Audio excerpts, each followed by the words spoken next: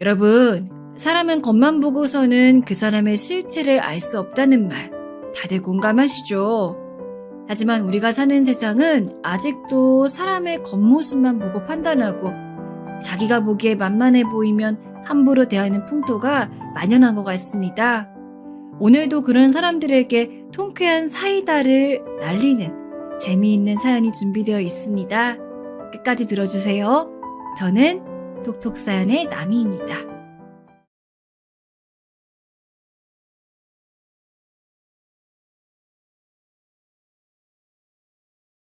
안녕하세요. 서울에 사는 아이 둘 키우는 워킹맘입니다. 전 평생 소탈하게 살아왔고 또 아이들에게도 현재에 만족하는 소박한 삶을 가르치며 살고 있는데요. 그런 저를 제 아주버님이 쉽게 보고 만만하게 대해서 굉장히 화가 났던 이야기를 들려드리려고 합니다. 먼저 제 얘기를 조금 할게요. 전 가난한 집에서 태어나 엄마 아빠가 저희를 정말 힘들게 기르시는 과정을 두 눈으로 다 보고 자랐습니다. 그래서 우리 집안을 일으킬 수 있는 방법은 장녀인 제가 열심히 공부를 해서 성공하는 수밖에 없었어요. 정말 억척스럽게 공부했습니다. 문제집 살 돈이 없어 동네에 폐집 모으는 것을 뒤적거리며 헌 문제집들을 겨우 주워서 그걸로 밤새서 공부했습니다. 대부분은 표지랑 앞장은 다 뜯겨져 나간 상태. 안 좋은 문제집이었는데다가 이미 빼곡히 글자가 적혀 있어서 내용을 파악하기에도 쉽지 않았습니다. 어쩌다가 앞장만 조금 손때가 타 있고 하얗게 깨끗한 문제집을 발견할 때면 그날 하루는 복권에 당첨된 것이나 다름없었습니다. 그렇게 악착같이 공부해서 학창시절 내내 전교 1등은 놓쳐본 적이 없고 우수한 성적으로 대학에 입학했어요. 대학에 입학한 이후로는 쉬지 않고 과외를 해서 생계에 보태고 남동생도 공부시켰어요. 그런 제게 연애는 사치였습니다. 하지만 그런 와중에 감사하게도 좋은 인연은 생기더군요. 남편과는 대학 동아리에서 처음 만났어요. 남편 역시 자라는 내내 전교 1등은 놓쳐본 적이 없는 수재였는데 한 가지 다른 점이 있다면 굉장히 부잣집 도련님이었다는 점이에요. 대학교 1학년 때부터 이미 아버지가 사주신 차로 등교를 했으며 입고 다니는 옷도 정말 이 사람은 부잣집 도련님이구나 할 정도로 세련되고 정갈하게 차려입고 다녔습니다. 동기들 사이에서 별명이 의대 왕자님이었으니 대충 어떤 이미지였는지 짐작이 가시죠? 쫓아다니는 여학생들도 얼마나 많았는지 팬클럽까지 생길 지경이었습니다. 그에 반해 저는 공부밖에 모르던 공대 아름이었기 때문에 늘 행색이 초라했습니다. 옷은 대부분 동대문이나 동묘에서 최대한 싸게 구한 것들이었고 남편처럼 대단한 패션 센스가 있었던 것도 아니기 때문에 저를 여자로 보는 남학생들은 거의 없었어요. 그러던 어느 날, 그날따라 너무나 무더웠던 날씨 때문에 동아리 활동 이후에 다들 수도가에 모여 세수를 하고 물을 마시고 있었습니다. 저도 너무나 더웠기에 세수를 조금 할까 하여 커다란 잠자리 안경을 벗고 세수를 하려는 순간 남편과 눈이 마주쳤습니다. 어? 야, 김지원, 너 안경 벗은 거 처음 본다. 근데 예쁘네? 뭐야? 너 나 놀리면 죽는다. 살면서 저보고 예쁘다고 했던 남학생은 한 명도 없었기에 그저 장난은 치는 거겠거니 했습니다. 그도 그럴 것이 저는 눈이 정말 나빠서 잘 때 빼고는 항상 안경을 끼고 있었고 안경을 끼면 거의 눈이 없어질 정도로 찌그러져 보여서 제 주변 사람들은 저의 이 안경 낀 모습만 기억하고 있었습니다. 제 안경 벗은 모습을 본 것은 가족 이외에 남편이 처음이나 다름없었죠. 그런데 이상하게 그날 이후로 남편이 저에게 적극적으로 대시를 했습니다. 남편 말론 매일매일 좋은 옷, 좋은 차, 좋은 음식을 먹는 자기 모습과 상반되게 항상 소탈하고 꾸밈없는 모습을 하고 있던 제 모습에 처음에 호감을 느꼈대요. 정말 인기가 많을 것 같은 수많은 여학생들이 자기에게 추파를 던졌었지만 별로 감흥이 없었다고 합니다. 그러던 중 호감이 있던 저의 안경 벗은 모습을 보는 순간 주변이 모두 조용해지고 초록빛으로 변하면서 새소리가 들리고 햇살이 우리 둘을 향해 밝게 비추었다고 해요. 제 입으로 말하기 조금 오글거리지만 남편이 직접 한 말이니 잠시 양해 부탁드리겠습니다. 그렇게 남편의 꾸준한 구애 끝에 저는 마음을 열었고 그 후로 학창시절 내내 잘 만났습니다. 학생들 사이에서는 왕자님 같은 남편과 촌티가 잘잘 흐르는 제가 사귀는 모습을 보고 신데렐라 커플이라고 불렸어요. 그래도 그 정도면 양반입니다. 어떤 학생들은 더 비아냥거리면서 미녀와 야수가 아닌 미남과 야수 커플이라고 하기도 했습니다. 네, 미남은 의대 왕자님인 남편이고 야수는 다름없는 저죠. 하지만 저는 그런 반응들에 애초에 별로 개의치 않았습니다. 그런 반응들은 다 질투, 그 이상도 이하도 아니니까요. 그렇게 대학 내내 잘 교제하고 의대생이었던 남편보다 제가 학부를 좀 더 일찍 졸업해서 바로 일을 시작했습니다. 그때 당시는 여자로서는 드물게 컴퓨터 공학과를 졸업해서 프로그래머라는 직업을 가진 저는 동기들 중 가장 빠르게 좋은 IT 회사에 입사하여 경력을 쌓기 시작했습니다. 그 사이 남편도 인턴을 마치고 레지던트 2년차쯤 되었을 때 조금씩 결혼 얘기가 오갔습니다. 사실 연애를 꽤 오래 했었기 때문에 남편의 부모님들은 몇 번 뵌 적이 있었고 두 분 다 너무 좋은 분이셔서 안심을 하고 있었어요. 남편이 결혼 얘기를 먼저 꺼냈을 때 흔쾌히 그러자고 할 수 있었던 것도 남편 부모님들을 이미 몇 번 뵙고 좋은 분들이라는 걸 알았기 때문이죠. 문제는 가족 모두가 모이는 상견례 날에 일어났습니다. 그날 그동안 한 번도 뵙지 못했던 오랜 미국 유학 생활을 하고 돌아온 예비 아주버님을 처음 뵙게 되었는데 그것이 그토록 짜증나는 악연이 될 줄 누가 알았겠어요. 남편을 통해 아주버님 되실 분의 얘기를 종종 듣긴 했습니다. 남편 못지않게 수재이고 일찌감치 유학길에 올라서 미국 최고의 공대 MIT의 학부와 대학원을 졸업하고 귀국한 뒤 시아버지의 사업을 물려받을 준비를 하고 있다고 했어요. 집안에 기대 주려고 예비 신부님의 칭찬이 자자했습니다. 다만 무언가 모르게 남편과는 사이가 안 좋아 보였습니다. 형에 대해서 말하려고 할 때마다 알게 모르게 좀 쉬쉬하는 분위기였다고 해야 할까요? 그러던 중 이제 상견례를 하게 될 때가 되자 남편은 조금씩 형에 대한 이야기를 풀어놓기 시작했습니다. 사실 그동안 우리 형에 대한 얘기는 잘 하지 않았지? 나도 이번 결혼 준비하면서 우리 형이 제일 걱정되었는데 이제 와서 이야기 꺼내본다. 그게 무슨 소리야? 아주버님 되실 분이 왜? 아니 사실 우리 형이 뛰어난 인재인 것은 맞지만 성격에 문제가 좀 있어. 쉽게 말해 지 잘난 맛에 사는 인간인데 그게 좀 다른 사람을 불편하게 해. 아, 근데 뭐 그런 사람이 한둘인가. 게다가 아주버님이랑 내가 직접 부딪힐 일이 얼마나 많이 있으려고. 사실 그때까지만 해도 생각이 그랬습니다.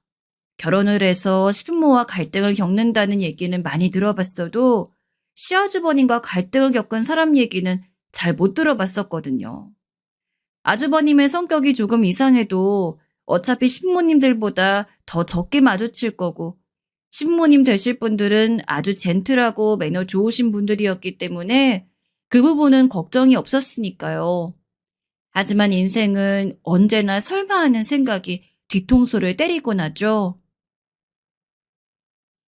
그게 우리 엄마 아빠가 또 형 말이라면 껌뻑 죽어서 너가 생각하는 것보다는 형이랑 마주치는 일이 많을 거야. 그게 무슨 말인지 도무지 모르겠네. 아주버님한테 껌뻑 죽는 거랑 나랑 많이 마주치는 건 또 무슨 상관이래? 남편이 남긴 알 수 없는 말을 한 지 며칠이 되지 않아 상견례 날이 되었을 때 저는 남편이 왜 그렇게 조심스레 쭈뼛쭈뼛 아주버님이 어떤 사람인지 얘기한 이유를 알게 되었습니다. 너무나 명확하게요. 아, 반갑습니다. 저는 준석이 친형 최준원입니다. 말씀은 많이 들었어요. 사돈 어른들도 이쪽으로 앉으시죠? 처음 마주한 아주버님은 굉장히 자신감이 넘치고 호탕해 보였어요.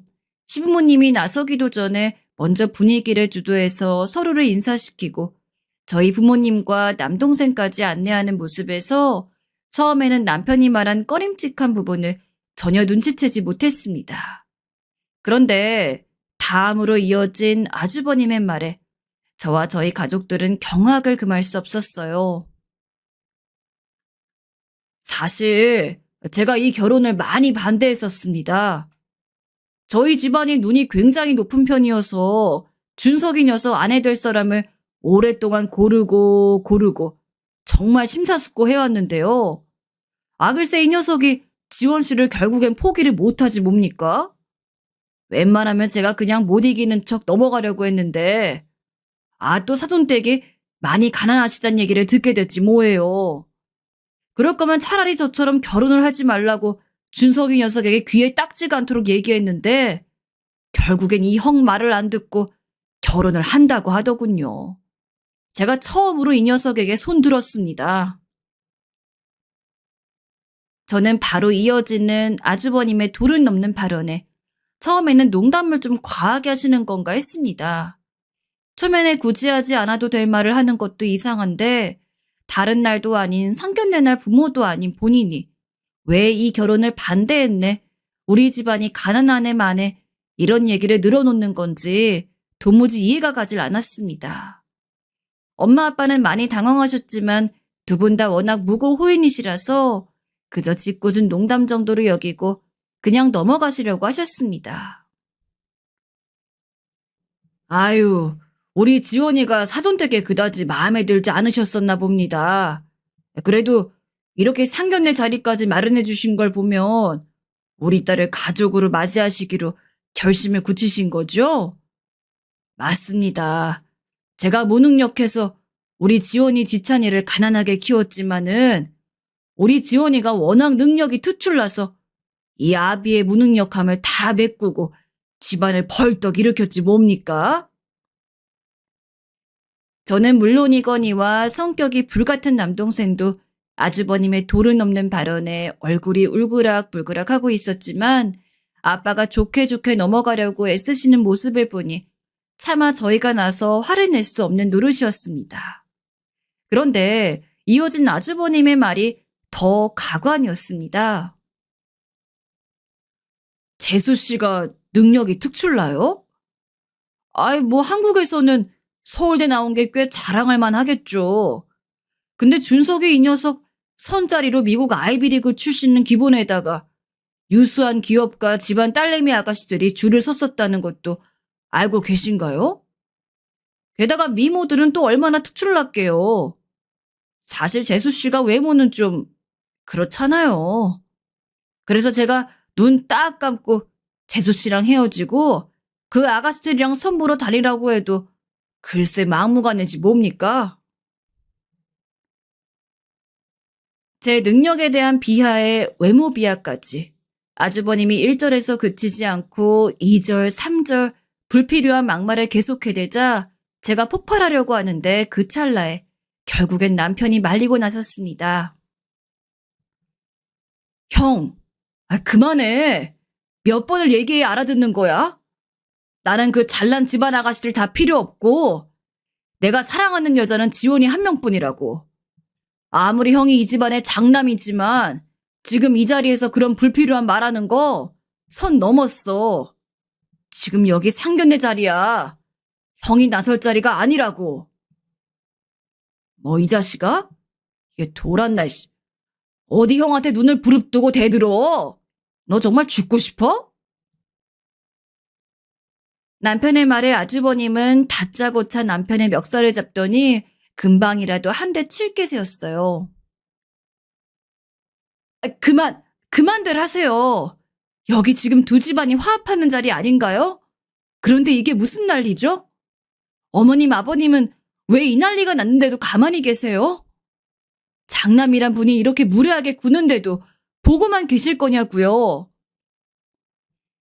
참다 못한 제가 소리를 버럭 지르며 나섰습니다. 이대로는 더 자리가 이어지기 힘들 것 같아 얼른 자리를 파하고 나왔습니다. 엄마, 아빠, 지찬아 가자. 아무래도 이 결혼 다시 생각해봐야겠다. 준서가, 우리 간다. 잘난 네 형님이랑 잘 먹고 잘 살아. 전 그 길로 냅다 뒤도 안 돌아보고 자리를 나섰는데 그 잘난 아주버님이 저희의 뒤에다 대고 쏘아붙였습니다. 어이구, 내가 이럴 줄 알았지. 이래서 없는 집안이랑은 사돈을 맺으면 안 돼. 이거 봐. 금방 인성 미천 드러나잖아? 정말 먹던 음식을 들어 아주버님의 얼굴에 투척하고 싶었지만 그랬다가는 똑같이 무례한 사람 되는 것 같아 꾹 참고 그 길로 뒤도 안 돌아보고 집으로 돌아왔어요. 돌아오는 내내 엄마 아빠에게 그리고 동생에게 미안해서 얼굴을 들 수가 없었습니다. 결혼에 대한 모든 것이 순조로울 줄만 알았는데 난데없이 아주버님이라는 복병이 등장해서 모든 것을 다 망쳐놓았습니다. 상견례 자리를 그렇게 파하고 남편에게서 오는 전화를 며칠간 피했습니다. 처음에는 남편한테도 화가 나서 그랬는데 생각해보니까 남편에게 화를 낼 일이 아니었습니다. 남편이 아주버님에 대한 대략적인 언급을 미리 해두었는데 오히려 제가 대수롭지 않게 생각하고 더 묻거나 대책을 세우지 않은 저의 잘못도 있는 것 같았습니다. 하지만 이 결혼을 어찌할지 도무지 머릿속이 정리가 되지 않아 며칠을 더 그렇게 보냈습니다. 그렇게 저희 가족이 상상도 못할 불쾌한 일을 겪은 지 일주일 정도 지나서였습니다. 아무리 생각해도 아주버님이란 존재 때문에 제가 사랑하는 사람과의 결혼을 이대로 파토내는 것은 불합리해 보였어요. 그래서 남편과 만나서 얘기를 나누었습니다. 그날 기분 많이 나빴지? 내가 대신 사과할게. 우리 형에 대한 대책을 좀 더 함께 간구했어야 되는데 내가 아니랬어. 아니야. 너가 왜 사과를 해. 나도 너무 대수롭지 않게 생각했어. 그런데 어쩜 형이 그렇게 무례하게 구는데 어머님 아버님은 한 번을 제지를 안 하셔? 나는 그것도 좀 놀랐어. 그게 형이 워낙 어렸을 때부터 특출나다 보니까 엄마 아빠가 형을 너무 오냐오냐 키웠어. 거의 왕처럼 컸다니까? 집안의 모든 중심은 형이고 형을 위주로 모든 가족의 대수사가 다 흘러갔어. 형 말이라면 부모님이 그냥 다 들어줬으니까.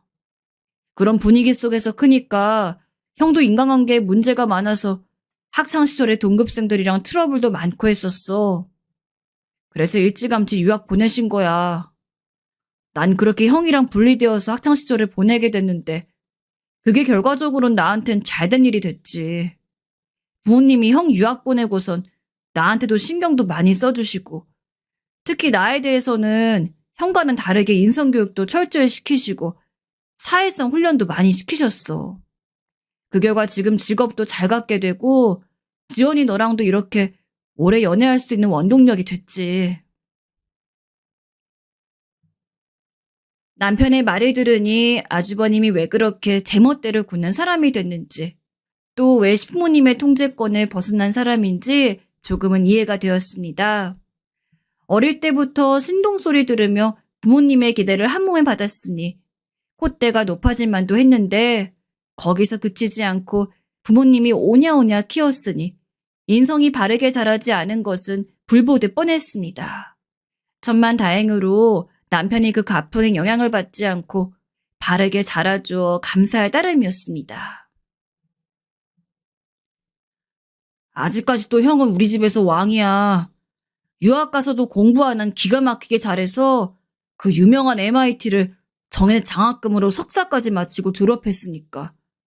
타이틀 좋아하는 우리 부모님 입장에서는 뭐 말 다 했지. 이게 왜 서울대 나온 너랑 나는 형 기준에 눈꼽만큼도 차지 않는지 알겠지?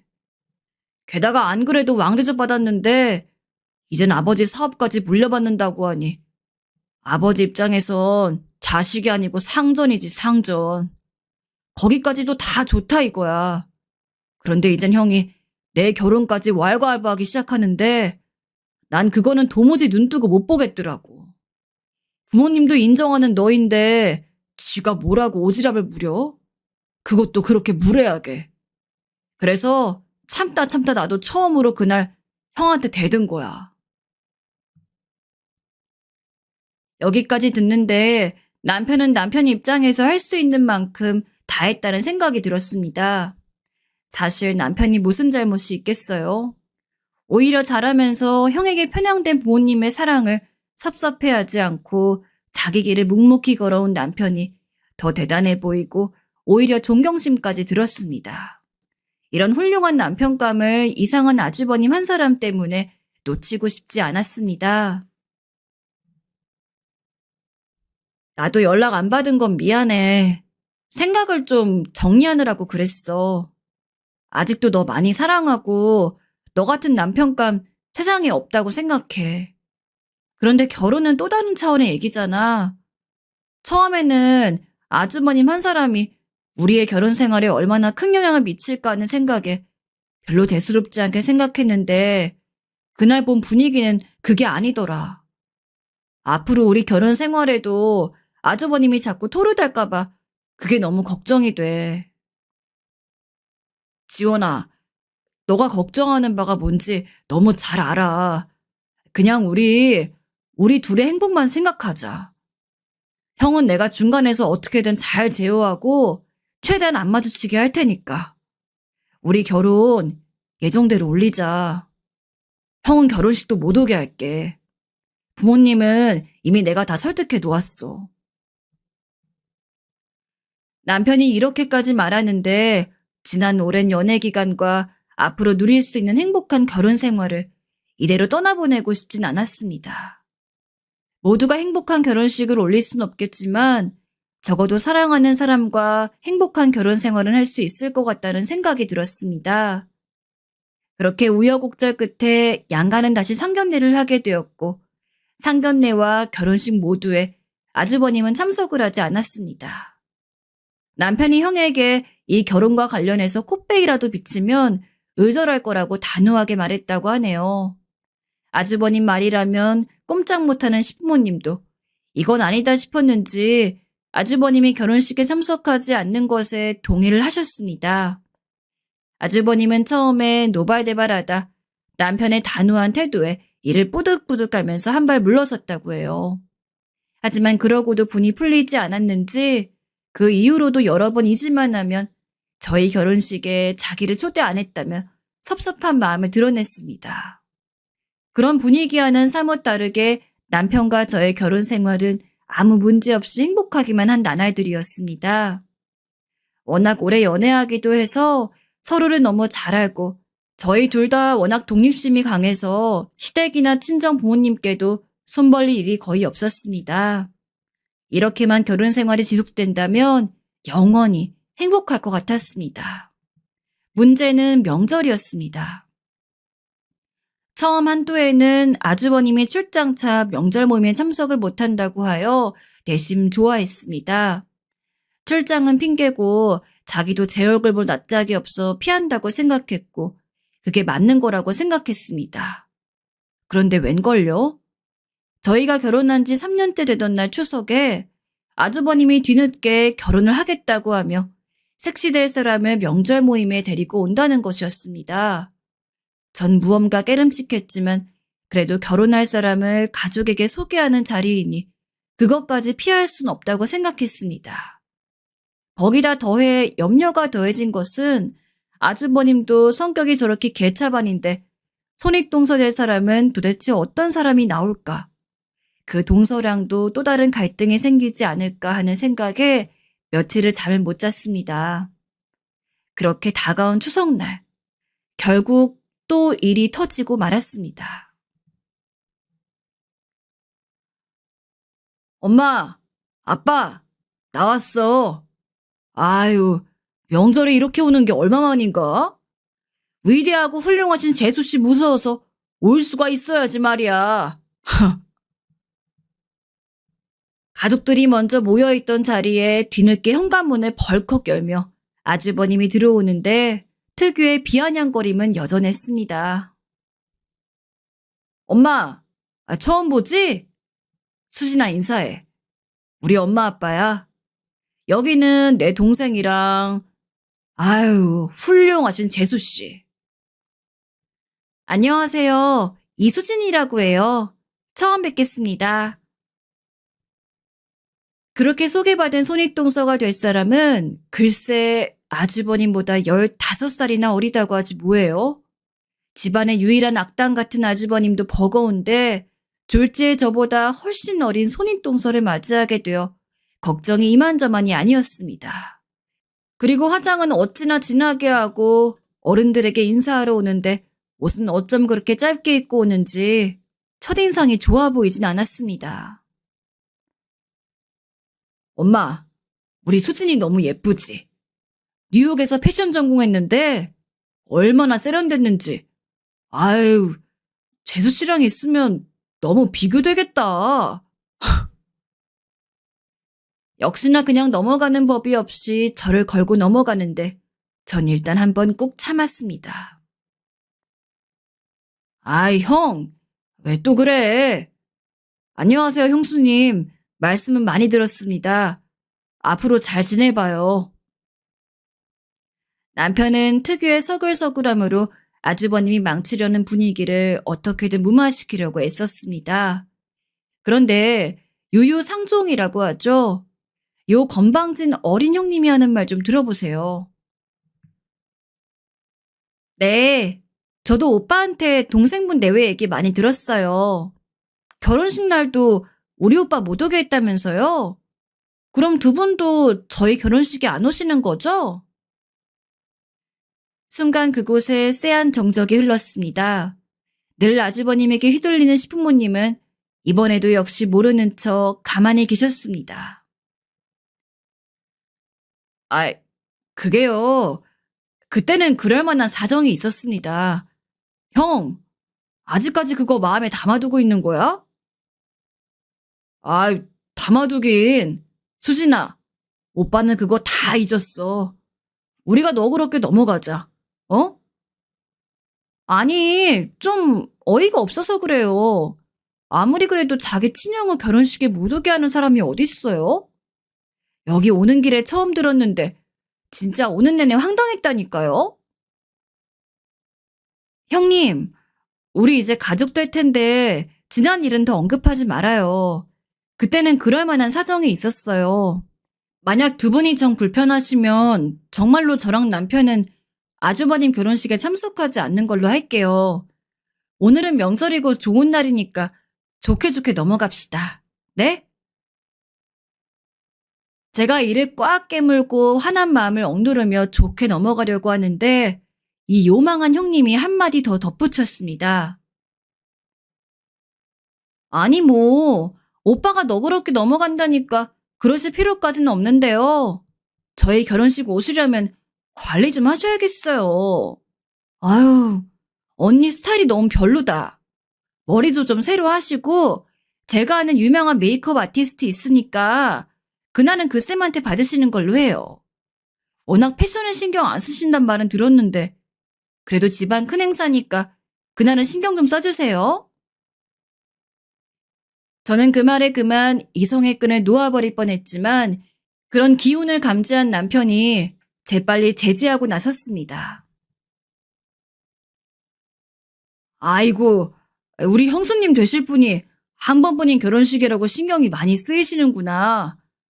이 사람이 애 키우고 일만 하느라고 관리를 못해서 그렇지 잘 보면 엄청난 미인이에요. 왜 이러세요? 모쪼록 두 분 결혼하시는데 피해 안 가게 할 테니까 그런 걱정은 붙들어 매세요. 아이고 이놈 새끼. 지 마누라 편드는 건 여전하구만. 암튼 결혼식장에 추려하고 왔다가는 내가 내쫓을 줄 알아. 거래처 손님들도 많이 올 텐데. 신랑 동생이랑 재수씨가 촌티나게 하고 오면 사람들이 다 손가락질해 임마. 알겠다고, 형. 이제 그만해. 자, 우리 얼른 식기 전에 식사해요. 네? 정말 그 자리에서 상을 뒤집어 엎고 싶었지만 어떻게든 잘 무마하려는 남편의 노력 때문에 전 정말 허벅지를 꼬집어가며 그 자리를 꾹 참아냈습니다. 그도 그럴 것이 어차피 결혼식 말고는 볼 일이 없을 것 같았거든요. 그렇게 올린 아주버님의 결혼식은 세상 둘도 없이 화려했어요. 시댁의 재력도 만만치 않았지만 형님들 집안 또한 못지 않았는지 정말 성대한 결혼식이었습니다. 전 이 자리만 끝나면 영원히 아주버님 내외는 안 보고 살아야지 하는 생각에 그 자리를 겨우 꾹꾹 참아냈어요. 다행히 두 사람의 결혼식이 끝난 뒤엔 꽤 오랫동안 아주버님 내외를 볼 일이 없었습니다. 남편이 의식적으로 그들과 겹치는 자리를 피하기도 했고 저도 곧 제 일이 너무 바빠져서 이후로는 명절을 피해 신부님께 따로 인사만 드리고 있었습니다. 이렇게 아이들 다 클 때까지 아주버님 집안이랑 안 보고 살기만 해도 별다른 소원은 없겠다 싶었습니다. 그러던 어느 날 사건이 또 하나 터졌습니다. 그렇게 탄탄했던 시아버지의 사업이 아주버님이 물려받은 이후로부터 하락세를 면치 못했고 점점 더 바닥으로 곤두박질치고 있었습니다. 시아버지가 이룩해 놓았던 업계의 명성으로 인해 매우 큰 규모의 투자를 받게 되었는데 거기에서 수익을 내기는커녕 엄청난 손실을 입히면서 부도 위기에 놓였다고 했어요. 급기야는 시아버지가 제게 도움을 요청하기까지 이르렀습니다. 아주버님 선에서 해결이 안 되자 다시금 시아버지가 경영 일선에 복귀하셨는데 그것마저 여의치 않자 제게 손을 내미신 것입니다. 아가, 우리 좀 도와다오. 네가 준원이랑 척을 지고 사는 건 다 안다만 지금 상황이 상황인지라 이렇게 내가 너한테까지 부탁한다. 준원 일이라 생각하지 말고 네 남편 집안의 일이라 생각하고 한 번만 도와주면 안 되겠니? 아버님이 저를 찾으신 데에는 그만한 이유가 있었습니다. 전 결혼할 때쯤에 그때 당시 다니던 회사를 퇴사하고 조그만 제 IT 사업체를 하나 창업했는데 결혼 이후로는 쭉 성장세여서 시아버지가 가끔 제게 조언을 구하기도 하셨습니다. 그때의 기억 때문인지 잊지 않고 제게 손을 내미셔서 아주버님을 좀 도와달라고 요청해온 것입니다. 저는 아주버님만 생각하면 도와주고 싶은 마음이 눈꼽만큼도 없었지만 시아버지가 저렇게 간곡하게 부탁하시니 제가 할 수 있는 선에서 도움을 드리기로 했습니다. 급하게 투입된 제가 한 일은 먼저 아주버님 회사의 재무제표를 분석하는 일과 손실난 투자금을 어떻게 회수할지에 대해서 대책을 간구하는 일이었습니다. 그런데 직접 들어가서 살펴본 아주버님 회사의 내부 상황은 너무나 안 좋았어요. 부채 비율이 심각했고 투자금의 사용처가 불명확했습니다. 나중에 알고 보니 손익동서 형님을 사내 이사로 들여 패션 쪽으로 무언가 새로운 사업 아이템을 구상했던 것 같은데 거기서 심각한 손실이 났습니다. 그 와중에 형님은 법인 이름으로 리스를 해서 비싼 수입차를 타고 다니며 사치를 부렸다고 하던데 정말 첫인상에서 보였던 쎄함이 적중하던 순간이었어요. 이런 상황에서 이 회사를 살리려면 인수합병밖에 답이 없었습니다. 그래서 제가 잘 알던 인수합병 전문 기업에 의뢰를 했습니다. 현재 부실한 기업이긴 하지만 이곳을 인수해줄 건실한 기업이 나타난다면 오랫동안 일궈왔던 시아버지의 기업이 산산조각 나는 것을 막을 희망이 보인다고 했습니다. 제가 연리를 제쳐두고 이렇게 자기 회사를 살리려고 고군분투하는데 형님의 사치는 날로 더 심각해졌다고 합니다. 전 당장 형님한테서 법인카드부터 뺏으라고 했는데 그 말을 듣고 길길이 날뛰었다나요? 이쯤 되니 저와 저희 가족에게 못되게 굴던 아주버님의 상황이 일면 통쾌하기도 했다가 조금은 불쌍해지기도 했습니다. 그 자존심 세던 아주버님이 저의 도움까지 받아야 하는 상황이 오니 얼마나 수치스러웠을까요? 그래서인지 제가 회사에 얼굴을 비추는 날은 슬금슬금 저를 피해 다녔습니다. 대망의 인수합병 이사회 및 총회가 열리는 날이었습니다. 최종 발표하도록 하겠습니다. 금일 진행된 주 메타 코퍼레이션과 주 3일 ENC의 합병권은 최종 가결되었음을 선언합니다. 진행자의 힘찬 선언과 함께 모든 합병건이 무사히 마무리가 되면서 아주버님의 회사도 극적으로 살아났어요. 하지만 아주버님은 그간의 부실 경영으로 인한 책임으로 인해 대표직을 상실하게 되었고 사회이사로 물러나게 되었습니다. 새로운 의장의 자리는 합병 의사를 밝힌 회사의 대표가 가져가게 되었는데 이상하게도 그날은 자리에 보이지 않았습니다. 진행자는 계속해서 말을 이어나갔습니다.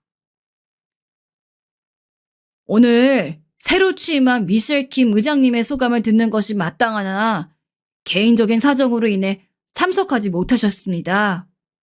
대신에 새로 시작하는 두 회사의 번영과 화합을 기원하는 메시지 전달하셨으며 머지않은 시일 내에 새로운 가족들 앞에 인사를 드린다고 말씀 전하셨습니다. 그렇게 아주버님이 잃어버릴 뻔한 회사를 힘겹게 살려놓은 지 얼마 지나지 않았을 때였습니다. 이 정도로 회사를 잘 방어한 것만으로 우리 가족 모두가 기뻐해야 할 상황인데 정작 이 사달을 일으킨 아주버님은 뒷방으로 밀려난 게 부하가 치밀었나 봅니다. 틈만 나면 술을 먹고 저에게 전화를 해서 제 탓을 했습니다. 아이고, 우리 가족의 은인, 이 무능력한 인간을 빌어먹고라도 살게 만들어준 우리 재수씨. 다 좋은데 다 좋다 이거야. 아 근데 나를 뒷방으로 밀려나게? 어?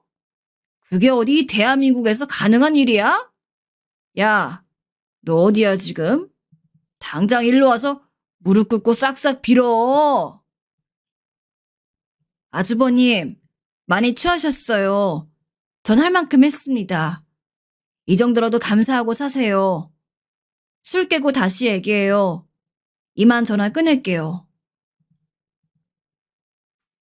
제 회사에 다 제쳐가며 자기 회사 살려줬더니 적반하장으로 자기 자리 잃게 했다고 저에게 행패를 부리는 것이었습니다. 인간은 정말 쉽게 변하지 않는가 봅니다. 제가 얼마나 그 자리를 지키게 해주려고 노력했는지 모르고서 하는 소리예요. 합병 의사를 밝힌 회사 측을 최대한 설득하여 아주버님의 경영권만은 승계할 수 있도록 재차 요청했는데 아무래도 그동안의 부실 경영으로 인한 책임을 피할 수는 없었던 것입니다. 그래도 시아버지가 오랫동안 일궈온 회사를 지킬 수 있다는 것만으로도 고무적인 상황이었습니다. 아주버님은 본인의 직책에서 물러나야 했지만 아주버님과 시아버지 및 가족들의 지분은 어느 정도 지킬 수 있게 되어 다행이었습니다. 이 정도면 아주버님이 충분히 제게 감사해야 할 상황 아닌가요? 그런데도 그게 섭섭해서 술 먹고 전화해 이렇게 무례하게 굴어도 되는 건가요? 그렇게 술 먹고 저에게 행패를 부린 다음 날 어김없이 아주버님은 제게 또 전화를 했습니다. 어제 일로 사과를 하려나 했는데 웬걸요? 어떻게든 저에게 트집 잡고 시비를 걸려고 안달이 나 있었습니다. 재수씨, 저번에 우리 인수합병 때 검토했던 서류자료 다 가지고 있죠? 그것 좀 가지고 내 사무실로 와요. 네? 그건 이미 지난 자료인데 그걸 왜요? 이제 곧 폐기 앞두고 있는 자료들이에요. 그리고 이제 아주버님께서 검토하실 자료도 아니고 그 서류만 몇 박스인데 그걸 들고 제가 왜 가요? 저도 제 회사 일로 바빠요. 글쎄, 내가 미처 체크하지 못한 게 있어서 그래요. 가지고 오라면 오지, 뭔 말이 많어. 그리고 사람 시키지 말고 재수씨가 직접 들고 와요. 정말 유치하기 짝이 없었습니다. 이제는 자기 부서 일도 아니고 지난 자료에 대한 접근 권한도 없으면서 어떻게든 자기 배알 꼴리는 마음을 제게 히스테리 부리는 심산이었습니다. 저는 이제 더 이상 참을 수가 없어서 결단을 내리고 직접 그 서류 박스들을 수레에 실어 아주버님의 사무실로 향했습니다. 그렇게 수레에 실은 자루 몇 박스를 끌고 사회 이사실 문을 열었는데 세상에, 거기에 자기 골프 친구들을 불러서는 대낮부터 위스키판을 벌이고 있지 뭐겠어요? 여기 인사드래. 우리 재수씨. 내가 심부름 시키면 그냥 찍소리 못하고 이렇게 온다니까? 아니 근데 어디 파출부 일이라도 하셨나? 왜 이렇게 추레하게 왔어? 아유, 여러분들이 좀 이해해. 애 보고 밥하느라고 이렇게 경황이 없다. 우리 재수씨가. 아유, 재수씨. 아무리 그래도 회사에 오는데 이런 촌스러운 차림은 좀 그렇지 않아? 친구들 뵈기 창피하니까 얼른 가요. 얼른. 저는 자기 배알 꼴리는 화풀이로 저를 이렇게 심부름 시키는 것도 모자라 자기 친구들 앞에서 창피를 주는 모습에 그동안 오래 참아왔던 한을 풀기로 했습니다. 힘들게 들고 온 자료 박스들을 바닥에 내팽개치며 말했습니다. 최준원 이사님, 앞으로 이런 개인적인 부탁은 삼가주셨으면 좋겠습니다. 그리고 대낮부터 이사실에서 이렇게 술판 벌이는 거 징계사유에 해당합니다. 한 번만 더 이런 일이 발생하면 바로 징계위원회에 회부할 테니 그런 줄 아세요. 뭐? 야, 너 미쳤어? 아니 이게 그래도 동생 마누라라고 오냐오 내줬더니 이제 못하는 소리가 없네. 야, 너 이리 안 와? 저는 제 할 말을 마치고 뒤도 안 돌아보고 엘리베이터로 가는데 아주버님이 씩씩거리면서 따라왔습니다. 야, 너 당장 옥상으로 따라 올라와. 내가 아주 오늘 네 버르장머리를 싹 고쳐놓을 테니까. 저는 그런 아주버님의 위협을 가볍게 무시하며 제가 갈증 버튼을 꾹 눌렀습니다. 아주버님은 씩씩대며 엘리베이터에 따라 탔는데 금방이라도 저를 한 대 칠 것 같은 기세로 난리치는 아주버님을 뒤따라온 친구들 두세 명이 겨우 뜯어 말리고 있었습니다. 야, 옥상 누르라니까 10층을 왜 눌러? 너 거기가 어딘 줄 알아? 니까짓게 함부로 발들이 만한 데가 아니야. 옥상 안 눌러? 길길이 날뛰는 아주버님과 뜯어 말리는 친구들을 뒤로하고 엘리베이터는 10층에 멈춰섰어요. 엘리베이터 속 난장판 안에 엘리베이터 문이 열리고 비서들이 저를 맞았습니다. 대표님, 오셨습니까? 아니, 대표님, 근데 이게 무슨 난리죠? 왜 최 이사님이 여기에 같이...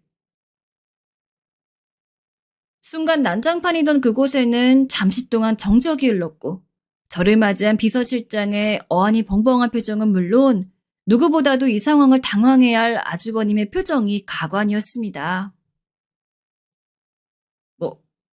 뭐? 누가 대표님이야? 어이, 비서실장님, 누가 대표예요? 얘가 왜 당신 대표님이야? 어? 최준원 이사님, 예의 갖추세요. 신임 의장 미실킨 대표님이십니다. 지금 이게 무슨 무례예요? 징계위원회 해부되고 싶나요? 아니 그게 무슨... 여러분도 많이 놀라셨나요? 네, 바로 제가 합병된 두 회사의 신임 의장 미셸 킴입니다. 업무상 제 본명이 아닌 영어 이름을 쓰고 있었는데 합병 과정에서 일부러 저희 정체는 밝히지 않았습니다. 저 자존심 센 아주버님이 제 회사 합병을 한다고 하면 자기가 처한 상황은 생각 안 하고 극구 반대하며 딴지를 놓을 것이 분명했으니까요. 앞서 잠깐 말씀드렸지만 저는 대학을 졸업하자마자 제 회사를 창업했고 대한민국의 눈부신 IT 시장 발전과 함께 제 회사도 급격하게 성장했습니다. 어느덧 저는 상장사를 이끄는 여성 CEO가 되었고 그런 저를 시아버지도 많이 의지하셨었어요. 그렇게 회사가 커질 때에도 남편에 의해 기업을 운영하시는 시아버지 말곤 제가 그런 회사를 운영하고 있다는 걸 밝히지 않았어요. 집에서만은 조용히 쉬고 싶었었거든요. 자연스레 시댁에서는 시아버지를 제외하고는 제가 기업의 대표인진 꿈에도 생각 못하고 있었죠. 시아버지는 내심 학벌만 좋고 실속은 없는 아주버님보다 제게 회사의 경영권을 물려주고 싶으셨다고 해요. 그런데 제 회사가 아버님 회사 못지않게 성장을 했으니 이제 그럴 여지가 없어졌기에 장남에게 회사를 물려주었던 건데 이 사달이 났던 것이죠. 그렇게 제가 나서 이 모든 사건을 수습하며 합병된 두 회사의 의장으로 취임을 했고 결국엔 아버님이 원하셨던 대로 저에게 회사를 물려준 것과 다름이 없게 되어버렸어요. 저는 마음 같아선 합병 과정에서 아주버님을 완전히 잘라버리고 싶었지만 아버님의 간곡한 부탁으로 아주버님의 지금 자리라도 보존할 수 있게 할 수 있었습니다. 그랬으면 감지덕지 쥐죽은 듯 살 일이지. 저에게 저렇게 못되게 구는 게 말이 되는 일인가요? 최준원 이사님, 더 하실 말씀 있나요? 아니면 지금 당장 징계위원회 열까요? 아, 아니, 재수씨. 아이, 대표님. 저는 그런 게 아니고, 저기, 다시 한번 분명히 경고합니다. 한 번만 더 이 사실에서 술판 벌이면 그 즉시 징계위원회 해부될 줄 아세요.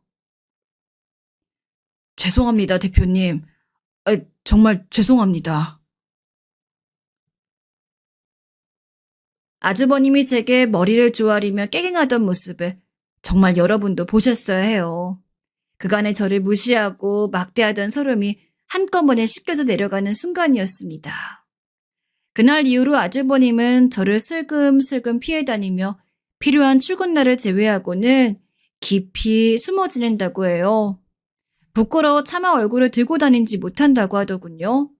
저보다 12살이나 어린 형님은 그날부터 태도가 돌변하여 제게 엉겨붙기 시작했습니다. 언니, 언니라고 불러도 되죠? 에이, 우리 오빠가 공부만 잘했지 진짜 아무 실속 없거든요. 그거 구제해준 게 언니인 거 제가 제일 잘 알잖아요. 언니, 이번 주말에 뭐해요? 저랑 같이 쇼핑 안 갈래요? 형님, 서로 선은 지키시죠.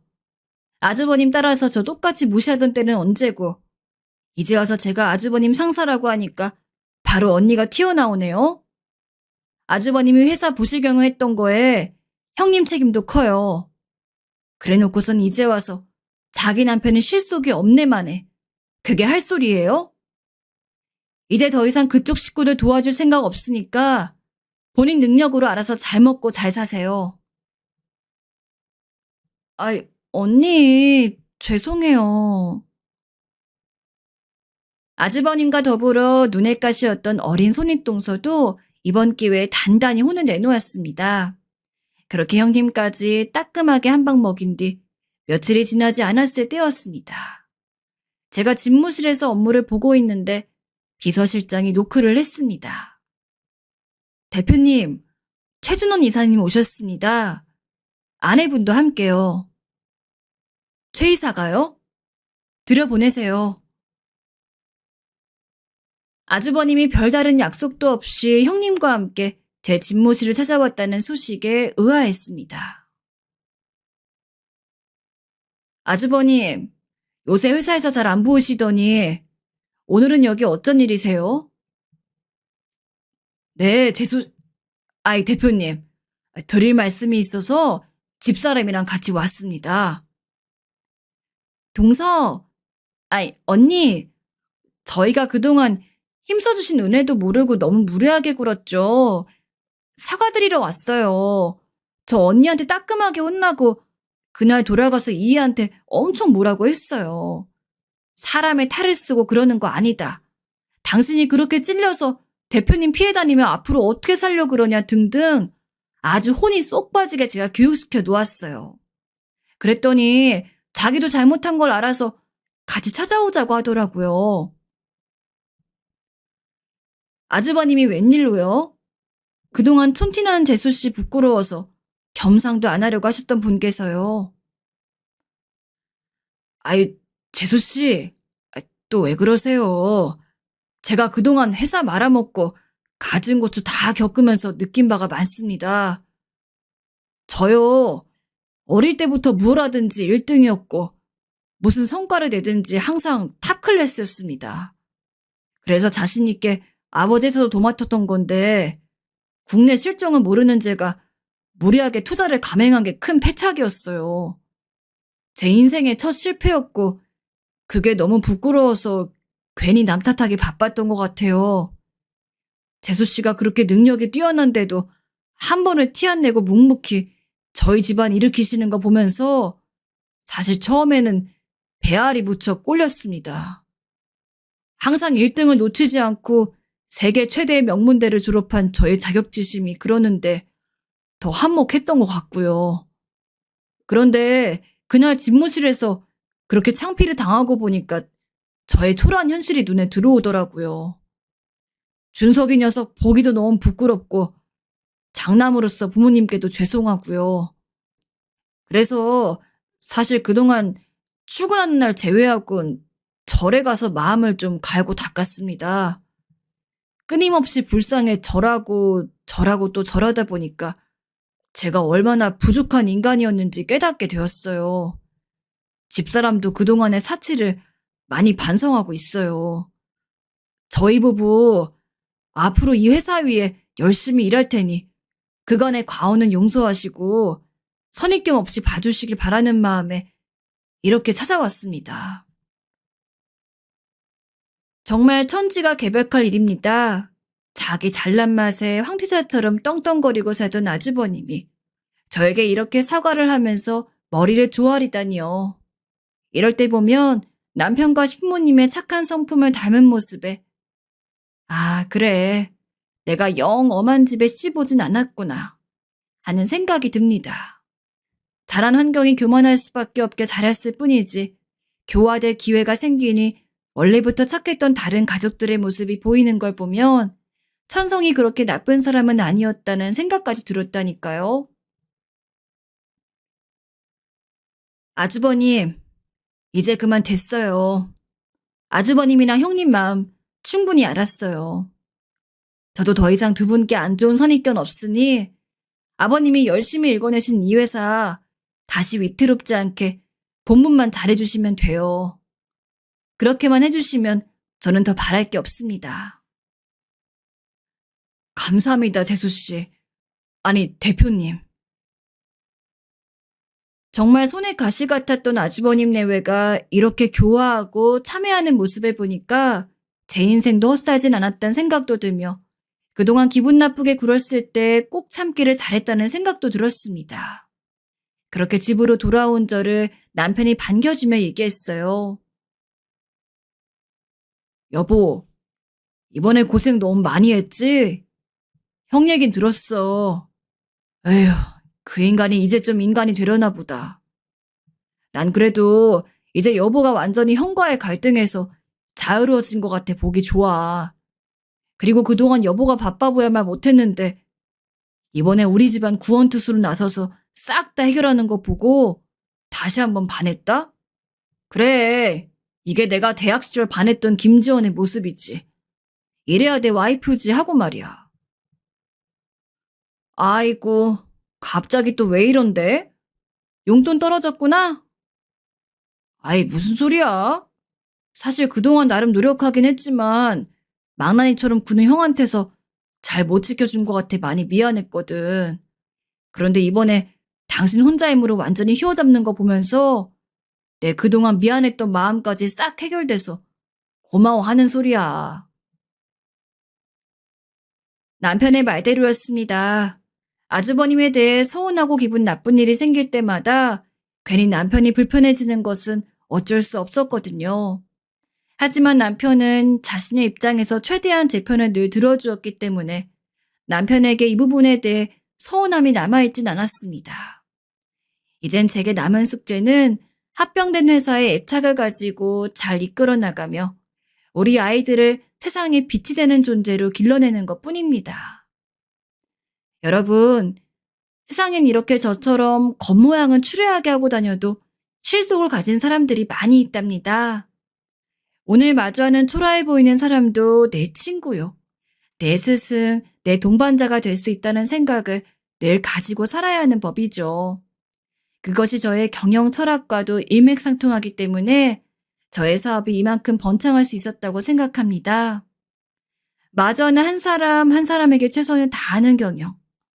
그것은 경영뿐만이 아니라 삶을 살아가는 데에도 매우 중요하기에 저희 아이들에게도 그것을 강조해서 가르치고 있습니다. 여러분에게 이런 저의 마음이 잘 전달되어 오늘 여러분이 마주하는 모든 사람들에게 최선을 다하시게 되길 바랍니다. 이만 사연 마칠게요.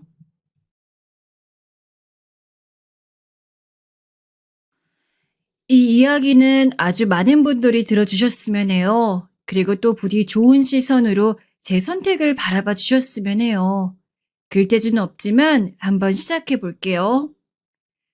제가 태어났을 무렵에 아버지는 안 계셨고 어머니께서 홀로 자식들을 키워오셨어요. 아무래도 형편이 넉넉지 않고 형제들도 있다 보니 공부도 많이 하지 못했는데요. 그래도 어찌어찌 나중에 기술을 배워 잠깐 직장도 다녔어요. 하지만 썩 대단한 직장은 아니라서 그마저도 벌이가 시원찮았어요. 그러던 차에 다른 일을 좀 알아보면서 저도 어느새 나이를 조금씩 먹어가고 있었는데 이상하게도 이런 저를 보고 좋다는 여자가 있더군요. 처음에는 돈도 없고 학력도 안 되는 내가 뭐가 그렇게 좋은가 싶었는데 그 여자는 어릴 때 자기네 부모님이 일찍 돌아가셔 일찍 가정을 꾸리고 싶다고 하더군요. 성식 씨, 우리 얼른 결혼해서 같이 살아요. 어머니한테 인사도 가고요. 여자 쪽에서 너무 적극적이기도 했고 우리 집 식구들은 딱히 능력도 없는 막내 아들이지만 이대로 뒀다가는 정말 장가를 안 갈까봐 걱정했던 것 같아요. 그런 타이밍에 잘 맞물려서 형제들이 조금씩 돈을 보태주기도 해서 둘이 겨우 작은 방을 하나 얻어 살게 되었어요. 이후 1년여의 시간이 지나 아내는 임신을 하게 되었고 남자아이 하나를 낳게 되었어요. 아버지에 대한 기억이 전혀 없는 내가 아버지가 된다니. 아들이 태어나던 날의 감상은 정말 벅차오르다 못해 어디다 표현할 길이 없더군요. 고마워, 여보. 너무 고생 많았어. 정말 그간 별 관심이 없고 제대로 돌아보지 않았던 내 인생이지만 이제는 정말 장난이 아니다. 앞으로는 더 칼을 갈며 살아야 한다는 생각을 하게 되었어요. 그러면서 제대로 된 직장도 있어야 할 것 같아 근처 알고 있던 사장님을 통해 일자리 소개받기도 하고 작은 회사에서 관리하는 업무를 보기도 했어요. 사장님은 뭐든 성실하게 하는 저를 마음에 들어 하셨어요. 제가 열심히 일하는 건 오로지 가정 때문이었어요. 저만 보고 있는 아내와 아들을 위해서는 못할 게 없었어요. 그래서 나름 제 수준에서는 생활비를 당시 모자라진 않게 아내에게 주었다고 생각해요.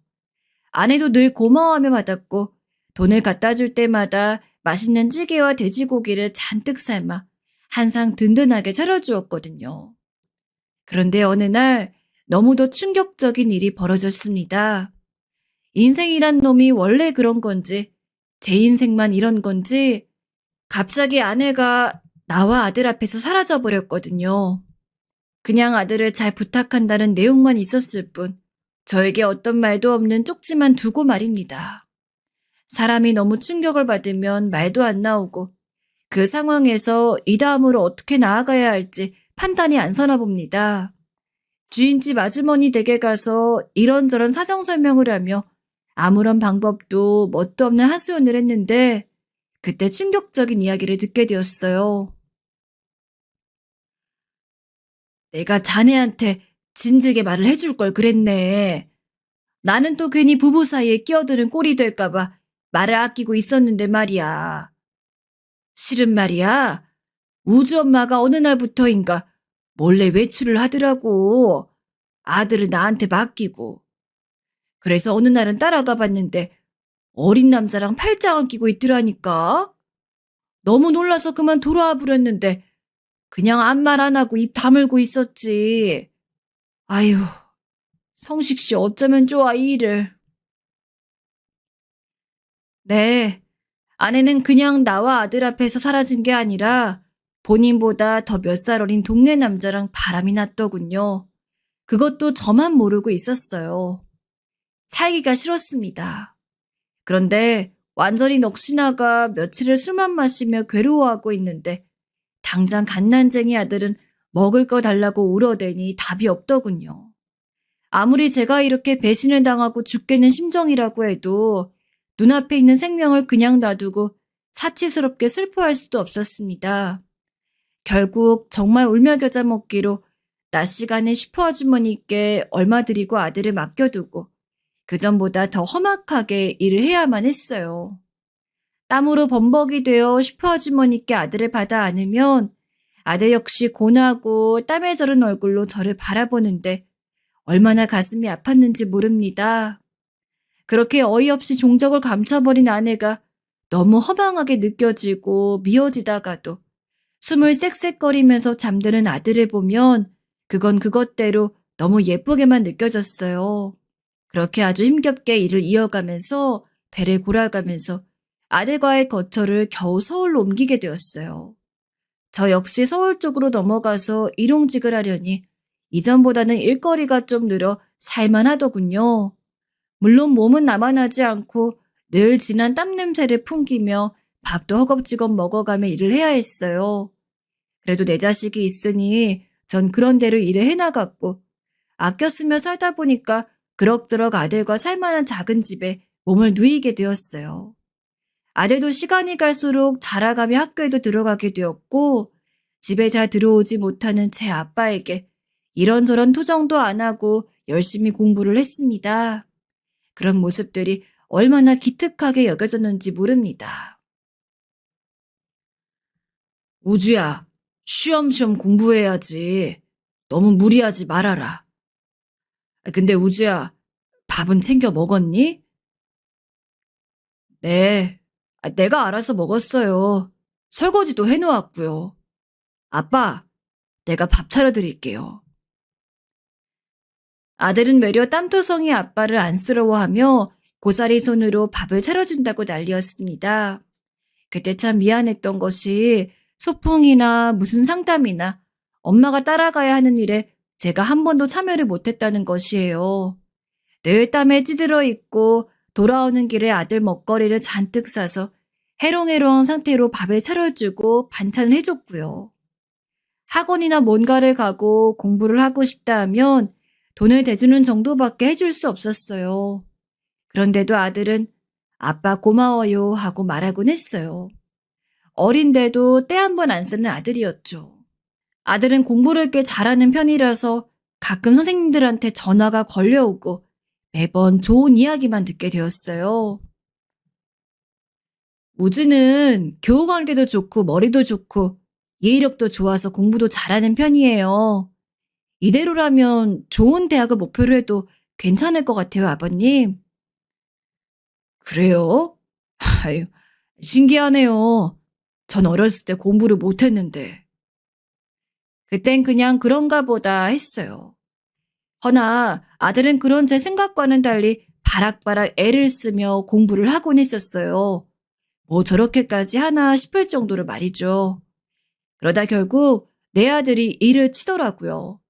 바로 당당하게 의대에 합격해버리고 그 길로 의사에게까지 큰 풍파를 겪지 않고 쭉쭉 이어서 가게 된 것이었어요. 우리 아들 정말 대견하구나. 아비가 딱히 해준 것도 없는데 뭐라 해야 할지 모르겠다, 아들. 아니에요. 아버지, 그간 학비 대주시고 도와주셔서 감사합니다. 고맙긴. 우리 기념으로 오늘 고기라도 먹으러 가자꾸나. 아들이 대학에 합격한 날 전 아들을 데리고 고기를 먹으러 갔습니다. 마음으론 더 맛있는 거 사주고 싶었지만 이거라도 아들 입에 넣어주며 제 마음을 표현하고 싶었죠. 잘 자라줘서 고마운, 한없이 고마운 그런 마음이요. 당시 저는 노가다를 하면서 일을 해오던 중 이제 몸이 슬슬 축나 일을 좀 쉬고 싶었으나 갑자기 아들 학비 생각도 나고 아직 아들이 장가를 안 갔으니 좀 더 해야 되겠더군요. 그래서 몸이 죽어나라 또 일을 하게 되었어요. 저는 조금이라도 몸이 성할 때 하루라도 일을 더해서 돈을 더 벌고 싶은 마음뿐이었어요. 그게 내 아들한테 도움이 되는 길이니까요. 아들은 대학까지 무사히 잘 마쳤고 그중 몇 번은 장학금까지 받아 이 아비를 기쁘게 해주더군요. 아버지, 이번 학기는 돈 안 대주셔도 괜찮을 것 같아요. 하면서 소식을 전해오는데 이 녀석이 자기 아빠 고생 안 시키려고 열심히 공부했을 거 생각하니 눈물이 앞을 가리더라고요. 그렇게 제 아들이 의대를 졸업하니 주변에선 더할 나위 없이 절 부러워했어요. 우주 아빠는 좋겠어. 혼자 몸으로 아들을 의대에 보내고 말이야. 대단해. 둘이 키워도 못하는 일을 우주 아빠 혼자 냈네 그려. 솔직히 말하면 그런 칭찬도 듣기 싫지 않았어요. 어쨌건 자식 잘 키웠던 칭찬이니까요. 그러고 나니 이제는 아들이 장가만 가면 되겠다 싶더군요. 그럼 이제 저도 아들에 대해 더 걱정할 게 없을 것 같았어요. 그런데 어디 내놔도 빠지지 않을 아들이 30이 되어도 여자에게 도통 꺼내질 않더군요. 의사 생활이 바쁜 건 알지만 그래도 아들이 하루하루 나이를 먹어가니 마음이 초조해지더군요. 우주야, 아버지에게 소개시켜주고 싶은 여자 없냐? 만나는 여자 없어? 없어요, 아버지. 그래? 제가 실망한 기색을 내비쳐도 아들은 그저 없다는 대답만 일관했어요. 아들은 심지어 결혼에 대해 딱히 뜻이 없다며 지금 이 생활에 만족한다는 말을 하더군요. 그러니 더 걱정될 수밖에요. 이걸 체념해야 하나, 아들한테 다시 말을 해봐야 하나, 아니면 내가 선자를 알아봐야 하나, 어찌해야 하나 망설였죠. 그러던 어느 날 아들이 의외의 이야기를 건넸습니다. 아버지, 나도 슬슬 이제 결혼하고 싶은 생각이 있어요. 정말? 아이, 정말이니? 네. 아버지만 괜찮으면 멀지 않은 시일 내에 상견례를 하고 싶어요. 괜찮으세요? 잠깐 숨을 가다듬은 다음 자세한 이야기를 물어봤어요. 아들은 꽤 갑작스럽게 결혼 얘기를 꺼냈어요. 나름 확신이 있던 건지 상대 쪽 아가씨와도 진지하게 말을 했다고 하고 저만 괜찮으면 멀지 않은 시일 내에 상견례를 하겠다는 것이었어요. 너무 갑작스럽게 일이 진행되는 것 같아 당황스러웠지만 그래도 기다리던 소식이라 전 아들을 얼싸안고 잘했다 했어요. 그래, 잘 생각했다. 얼른 자리 잡아야지. 내가 아가씨는 언제 볼 수 있는 거냐? 상견례 때 보면 되죠. 아이, 상견례 때? 아버지는 직접 얼굴도 보고 얘기도 한번 나눠보고 싶기도 한데 집으로 한번 데려오기는 좀 그런가? 아이, 네. 그건 좀 부담스러워할 것 같아요. 그냥 상견례 때 얼굴 보는 게 좋겠어요. 그래? 알겠다, 뭐. 어쩔 수 없지. 그럼 그리 하자. 솔직히 아이를 혼자 키운 만큼 전 한번 우주의 여자친구를 만나보고 싶었어요. 저한테 이제 며느리이기도 하고 사실 상견례 전에 인사하러 올 수 있잖아요. 근데 아들 말로는 며느리 쪽이 부담스러워한다 하더라고요. 그래서 어쩔 수 없이 아쉬움을 뒤로하고 상견례 날만 기다렸죠. 상견례 날을 앞두고 왜 그리 긴장이 되는지 나름의 준비를 해서 아들과 고급 식당 입구에서 만나기로 했는데 왜 제가 면접을 보는 마냥 그렇게 긴장을 했는지 모르겠습니다. 미용실에 가서 머리도 만지고 맨날 작업복만 걸쳤으니 근처 옷가게에 가서 옷도 위아래로 해 입었는데 이런 제 모습이 낯설기만 하더라고요. 그때 아들이 보였어요. 허나 이때 아들의 반응이 이날 저를 무척 속 시끄럽게 하더군요. 아버지, 옷이 너무한 거 아니에요? 머리는 또 그게 뭐고, 다른 것도 아니고 상견례인데, 이런 날은 신경을 써야지 뭐 하자는 거예요? 어? 아니, 나는 그래도 신경 쓴다 했는데, 많이 이상한 거냐? 그냥 들어가요. 이제 와서 어쩌겠어요. 전에 없이 날카롭게 탁탁 말에 던져대는 아들의 모습이 좀 낯설었어요. 당황해서 멀뚱멀뚱 보고 있는데 이미 상견례 약속 시간으로부터 여유가 없어 그대로 들어가게 되었어요. 상대 아가씨 쪽 사돈 어른들이란 뭘 잘 모르는 제가 봐도 뭔가 여유롭고 고급스러운 분위기가 있더군요. 과연 아들이 저한테 한 소리 할 만도 했어요. 같은 자리에 있는 자체가 계속 신경 쓰이고 수도 없이 머리를 매만지고 옷깃을 다시 여잡게 되는 그런 위축되는 부유함이 있더군요. 왠지 모른 낯선 감정에 계속 무한함을 느끼고 있었죠. 그런데 그때 사돈 되시는 분이 제 마음에 걸리는 말을 하더군요. 혼자 아들을 키우셨다 들었는데 힘드셨겠어요. 회사에서 나름 중요한 직책을 맡고 계신다고 하던데 요즘 어떠세요? 네? 갑자기 뜬금없이 회사를 다닌다니. 저는 그냥 노가다꾼일 뿐이었는데 갑자기 그런 얘기를 하니 놀랄 수밖에 없었죠. 그런데 아들이 제게 서둘러 눈짓을 보내더군요. 그제야 전 아들이 거짓말을 했다는 걸 눈치챘고 사돈어른의 말에 어쩔 수 없이 장단을 맞출 수밖에 없었습니다. 아, 네. 경기가 불황이라 힘들긴 한데 잘 버티고 있습니다.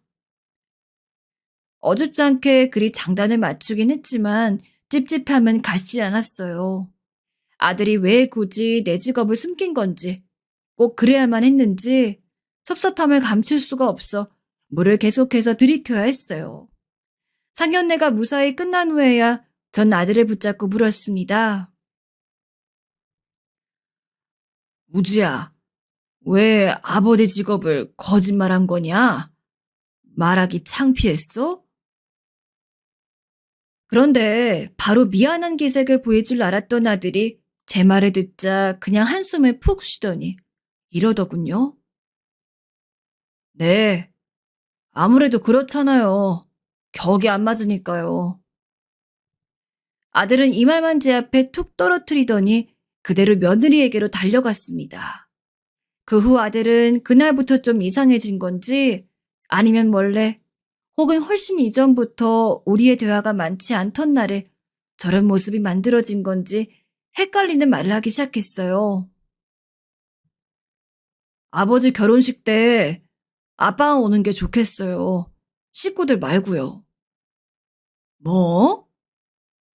어느 집에 물어봐도 결혼식 때 부모만 쏙 뽑아서 부른다는 건 말도 안 되는 거 아닙니까? 아무리 제가 어렵게 산다고 제대로 경조사 참석도 잘 못하고 살았지만 그런 풍조 정도는 상식인데 말입니다. 너 그게 말이 된다고 생각해? 네 큰아빠랑 큰고모, 아빠 동료들한테도 다 말해뒀는데 그게 무슨 말이니? 말하면서도 이 당연한 걸 이렇게 굳이 말해야 된다는 게 어이가 없더군요. 그런데 아들은 안경을 확 벗고 저를 노려보더니 잔뜩 미간을 찌푸리며 말을 하는데 저도 모르게 그 말에 놀라게 되었어요. 아버지, 저 창피해 죽는 꼴 보고 싶으세요? 제발 부탁이야. 제발. 내가 다른 거 뭐 대단한 거 부탁한 거 아니잖아. 집을 내달라고 했어? 예식비를 아버지한테 내달라고 했어. 저 결혼식 조용히 치르고 싶으니까 좀 들어주세요. 아버지 친구들 고모 안 오는 게 그게 조용히 치르는 거냐? 그런 거야? 네, 아버지. 사돈 어른댁 어떤 분들이신지 보셨잖아요. 저희 형편 그에 비해 부족해도 한참 부족하고요. 제발 자식 부끄럽게 하지 말아주세요. 너 내 아들 맞니? 사실 당장 아들이 살 신혼집을 줄 수 있는 형편도 못 되었고 모든 걸 혼자 알아서 하겠다는 그 말에 미안한 마음뿐이었어요. 그런데 아무리 그래도 저에게 이렇게 못되게 구는 아들을 보니 너무 속이 상하더군요. 그래서 그날은 저도 참지 못하고 아들과 한판 크게 붙게 되었습니다. 너 어쩜 그럴 수가 있냐? 아니, 아버지가 창피한 건 그렇다 치자. 우리 집이 그 집안이랑 수준이 안 맞은 것도 어쩔 수 없다 쳐. 근데 아버지 가족들, 동료들까지 그렇게 네 뜻대로 낮춰야 속이 시원하겠어? 내가 널 그리 키웠냐? 우라통이 터질 것 같은 걸 겨우 참고 이은 말이었어요. 근데 아들은 여기에 대고 차가운 목소리로 제가 쉬이 받아들이기 힘든 충격적인 말을 던지더군요. 아버지, 제가 왜 의사가 된 줄 아세요? 가난해서 벗어나고 싶어서 이 집구석에서 벗어나려고 의사 된 거예요. 그렇게 해서 겨우 의사 돼서 이제야 저에게 맞는 집안 여자 만나 결혼하게 됐는데 아버지가 그걸 또 망치려 들어요. 아버지, 아버지가 정말 제 아버지면 더 이상 자식 앞길을 망치지 마세요. 지금껏 아버지랑 인연 끊지 않고 이렇게 연락하고 지내온 것도 감사하게 생각하시라고요. 아들이 던진 말은 너무나 충격적이어서 그만 앞이 어질거려 비틀거리고 말았습니다. 아들은 그런 저를 보더니 자신이 지금껏 가난으로 인해 겪은 수치심, 모멸감들을 우르르 한꺼번에 털어놓더라고요. 그러면서 자기 대학 합격한 날 겨우 삼겹살 사주는 아버지는 필요 없다며 그날 얼마나 자기가 부끄러웠는지 아냐고 하는데 할 말이 없어졌어요. 그날 이후 저는 뭔가 나사가 하나 빠져버렸어요. 뭔가 이상하게 돌아간다는 생각이 들었어요. 뭐라 이 기분을 설명할 길이 없었습니다. 집에서 술로 마음을 달래는 수밖에요. 제가 키운 아들이 맞나 하는 의구심을 가지면서요. 결국 제 가족들이나 지인들에게는 아들이 홀로 조용히 혼인신고만 하고 산다고 말하고 혼자 엉엉 울었지요. 그렇게 해서 드디어 결혼식 날이 되었고 저는 전날까지도 썩 잠이 오지 않아 왠지 좀 서글픈 기분이 되었습니다. 일단은 그날 미리 백화점에서 사둔 양복을 입고 머리를 다시 하고 일찍 식장에 도착했어요. 며느리도 제대로 얼굴을 못 봤으니 인사도 해야겠고 영찝찝한 마음으로 들어서게 되었는데요. 아들은 저를 보자마자 바로 뛰어오더라고요. 잘 차려입고 훤칠하게 꾸민 것을 보니 정말 여느 부잣집 아들 못지않게 참 잘났다 싶어 씁쓸하게 보는데 바로 저를 데리고 한쪽 대기실로 가더군요. 아버지, 누구던 아버지한테 와서 인사하면 그냥 악수만 하고 그 이상 말 더 이어가면 안 돼요. 알았죠? 뭐라고? 아니, 왜 그래야 하는 거냐? 그냥 그러라면 그렇게 하세요. 대체 왜 아비인 제가 이렇게까지 아들 결혼식에서 이런 모습으로 있어야 한다는 건가요? 이유라도 설명해 주었으면 좋았을 텐데 바쁘다며 그 이상 말해도 하지 않고 밖으로 나가버리더군요. 결국 어쩔 수 없이 저는 앵무새처럼 아들이 부탁한 대로 악수만 하고 감사 인사만 짧게 전했어요. 이건 마치 고깃집 앞에서 움직이며 인사하는 오뚜기 인형이랑 다를 게 없는 꼴이더군요.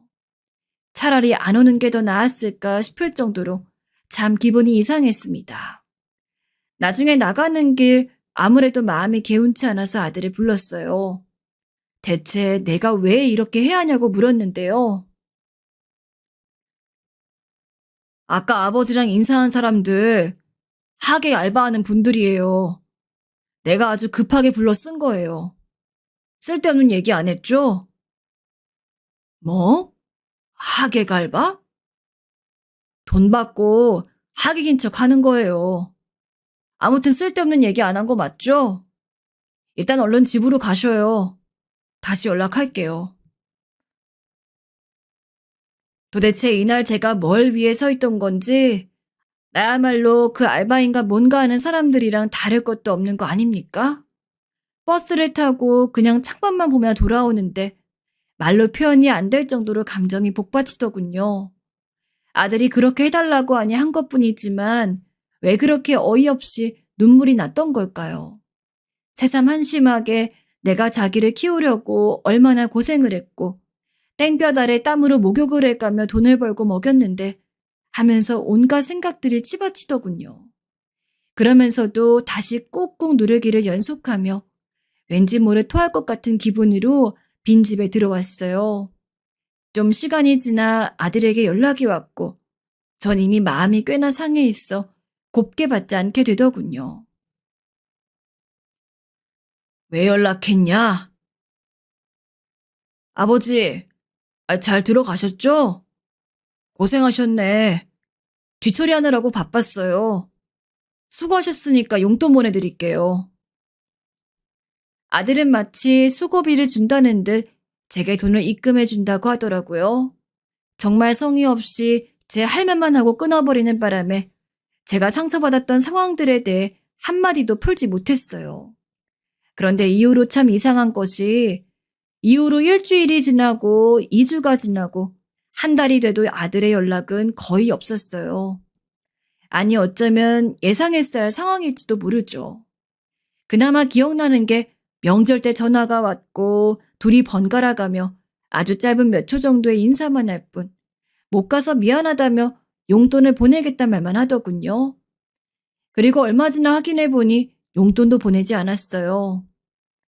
설마 내 예상이 맞을까 싶어 결국 며칠을 고민하다 전화를 걸었는데 알면서도 그날 저는 적잖은 충격을 받게 되었습니다. 몇 번이나 다시 누르고 전화 버튼을 눌러도 돌아오는 답은 같았어요. 지금 건 번호는 없는 번호라는 말이요. 나중엔 계속 누르다 못해 하루 먼저 이불에 전화기를 내동댕이 칠 정도로 아들이 저를 일방적으로 그렇게 무참히 단절해버린 현실은 정말 말이 안 되는 상황이었습니다. 제가 대체 뭘 잘못했다고, 아니 우리 사이에 무슨 일이 그렇게 있었다고 저를 그렇게 마네킹도 못하게 취급을 한 데다 연락까지 끊어버린 거랍니까? 제 쪽에서 아무리 아들 쪽에 연락을 하려고 해봤자 방법이 없었어요. 믿어지시나요? 저는 그 상태로 2년이 넘도록 아들과 며느리 쪽에 아무런 무엇도 없이 지내야만 했습니다. 한마디로 인연이 끊긴 거죠. 그렇게 지내는 동안 저는 가히 제정신이 아니었고 매일을 술 없이는 잠을 잘 수가 없었어요. 입맛도 없고 속 아프게 술만 들이마시느라 가끔 정신이 아찔한 날도 있었어요. 돈 벌어서 생기는 모든 걸 다 아들과 이 작달만한 집에 보태며 살았더니 여전히 저는 하루 벌어 하루 살아가야 하는 형편이었고 술 마시다 돈 떨어지면 고꾸라진 몸을 일으켜 또 일하러 나가고 다시 또 널브러져 있다 돈 떨어지면 다시 나가는 식으로 살게 되었습니다. 그렇게 지내고 있던 중 가뜩이나 힘들어 비틀비틀 거리는 저를 누가 발로 걷어차는 마냥 비참한 상황을 또 만나게 되어버렸어요. 때는 올해 설이었고 집에서 이러고 있는 저를 형과 누나가 불러 떡국 먹자고 하기에 오랜만에 들렸어요. 그날 마침 큰 조카가 자기 애들을 데리고 왔더라고요. 그 모양을 보고 한없이 또 서글퍼져서 멍하니 보고 있는데 조카가 저한테 건넨 말을 듣고 머리가 너무 띵하다 못해 기가 막혔습니다. 우주 요즘 엄청 잘 나가죠. 강남 어디 쪽 부근에 성형외과도 차렸던데. 우리 와이프도 가끔 SNS 같은 데서 봤다면서 엄청 신기해요. 진짜 고생 많이 하셨는데 보람 많으시겠어요. 솔직히 용돈 엄청 많이 받고 계시죠? 자식 잘 키우셔서 덕을 톡톡히 보시네요. 뭐라고? 성형외과를 차렸다고? 모르고 있으셨어요? 아들은 저와는 연락을 끊어버리고 혼자 그렇게 비싼 땅에 병원을 차려 쭉쭉 성공의 가도를 달리고 있다더군요. 그날 일단은 말을 얼버무리고 집으로 돌아왔지만 아무리 생각해도 이건 아니지 않나 싶었고 속이 부글부글 끓어올라 이렇게 알느니 직접 만나기라도 해야겠다 싶었어요. 정말 창피하고 죽고 싶을 정도로 수치스러웠지만 큰 조카에게 전화해서 상황을 말하고 병원 위치를 알아냈어요. 당황하고 미안해하는 조카의 반응을 신경 쓸 겨를도 없이 저는 무작정 그 길로 병원으로 쳐들어가게 되었습니다. 그런데 입구에서 만난 아들은 바로 저를 단번에 알아보곤 보자마자 주변을 살피더니 다시 저를 구석으로 몰고 가는 게 아니겠어요? 아버지, 아이, 저기 말이라도 하고 오셔야죠. 아니, 연락드릴게요. 일단 가세요. 여기 보는 사람들 눈 많아요. 전 그 순간 분노를 참을 길이 없었고 눈에 핏대가 올라오는 게 스스로 느껴질 정도였어요. 정말 눈이 튀어나올 듯 아들에게 빽빽 소리 질러대었습니다. 야, 이 버러지 같은 자식아. 네 애비를 버리고 너만 잘 사면 다야? 네 애비가 그렇게 우스워? 내가 너를 어떻게 키웠는데? 어떻게 애비한테 이럴 수가 있어? 부모한테 이럴 수가 있냐고. 그 허옇고 널쩍한 병동 안에서 사방이 대리석인 양 번뜩이는 그 장소에서 내 아들임에도 아들이 아닌 상태로 저를 차갑게 내쫓으려는 아들에게 저는 왕왕 분노를 토해버렸어요. 뭐래도 아들에게 다 쏟아내고 끝내버리란 생각뿐이었어요.